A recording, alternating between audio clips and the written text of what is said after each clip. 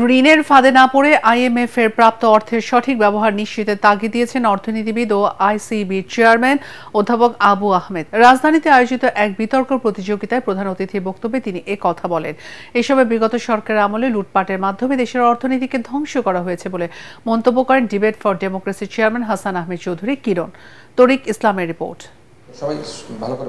Debate for ডেমোক্রেসির আয়োজনে অনুষ্ঠিত হয়েছে আইএমএফ এর ঋণ ছাড় হওয়াতে উন্নয়ন সহযোগীদের আস্থা বৃদ্ধি পাবে শীর্ষক ছায়া সংসদ বিতর্ক প্রতিযোগিতায় অংশ নেয় প্রেসিডেন্সি ইউনিভার্সিটি ও সরকারি শহীদ সোহরাওয়ার্দী কলেজ।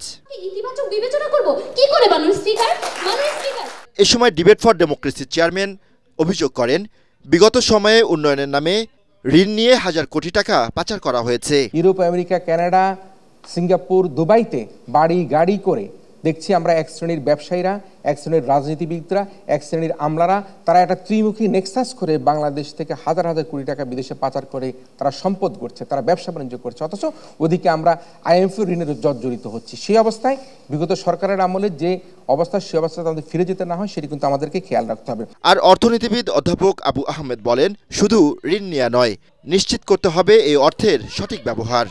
IMF এর টাকা হোক, ওয়ার্ল্ড ব্যাংকের টাকা হোক, ইট ইজ ইউর মানি।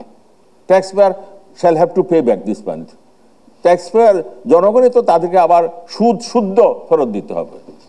সুতরাং ওই সঠিকভাবে শুধু IMF এর টাকা না, জাইকার টাকা, ওয়ার্ল্ড ব্যাংকের টাকা, ওই আইডিবির টাকা সবগুলো আমাদের সঠিকভাবে ব্যবহার করতে হবে এবং সেটার দায়িত্ব হচ্ছে বাংলাদেশি লোকদের, বাংলাদেশের পলিসি মেকার, বাংলাদেশের অ্যাডমিনিস্ট্রেটরদের। আইএমএফ ঋণ গ্রহণ করার কারণের জন্য আমাদের জনস্বার্থ বিরোধী কোনো ঘটনা ঘটে, আমরা আমাদের ভর্তুকি কমিয়ে দেই, আমরা আমাদের বিদ্যুৎ, পানি, গ্যাস এগুলোর মধ্যে যদি আমরা আমাদের সাবসিডি উঠিয়ে দিই, সারের সাবসিডি উঠিয়ে দিই, তাহলে কিন্তু আমাদের জনস্বার্থ বিরোধী নানা কার্যক্রম হওয়ার যে সংকট, যে চ্যালেঞ্জ সেটি হতে পারে। তাই আইএমএফ ঋণ গ্রহণ করেই কিন্তু আমরা জনগণের প্রতি যে তাদের অবিচার করা, সেটি কিন্তু আমাদের করা ঠিক হবে না।